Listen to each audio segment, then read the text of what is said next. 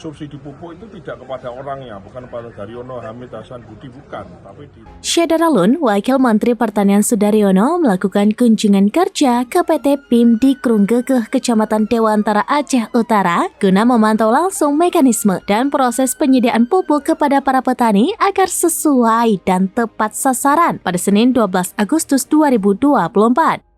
Kunjungan kerjanya ke PT PIM untuk mengetahui secara langsung tentang proses dan mekanisme penyediaan pupuk bagi petani. Wamentan akan memperbaiki mekanisme penyediaan pupuk yang cukup dan harus tepat waktu, serta harus sesuai jumlah yang disetujui pemerintah sekitar 9,5 juta ton. Saat ini pemerintah juga sedang menggalakkan program pompanisasi dan pipanisasi untuk lahan yang kering. Selama ada air dan di situ tanah kering, maka bisa menggunakan pompanisasi untuk membasahinya. Saat ini sudah mencapai 53% dan sudah hampir 900.000 hektar yang sudah menerima manfaatnya. Sudaryono juga menegaskan subsidi pupuk sebenarnya diberikan bukan pada orangnya, tapi ditujukan pada lahan yang digarap. Subsidi pupuk itu tidak kepada orangnya, bukan pada Daryono, Hamid, Hasan, Budi, bukan, tapi ditujukan kepada lahan.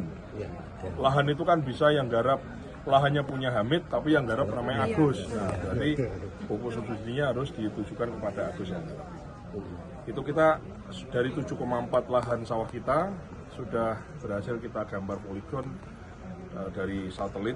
Kita udah gambar petanya 1,5 juta. Nah, kita coba untuk selesaikan, siapa tahu bisa jadi solusi.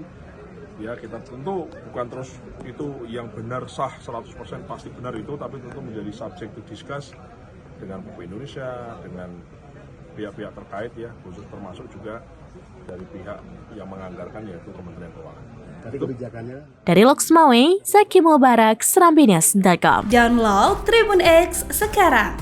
Menghadirkan lokal menjadi Indonesia.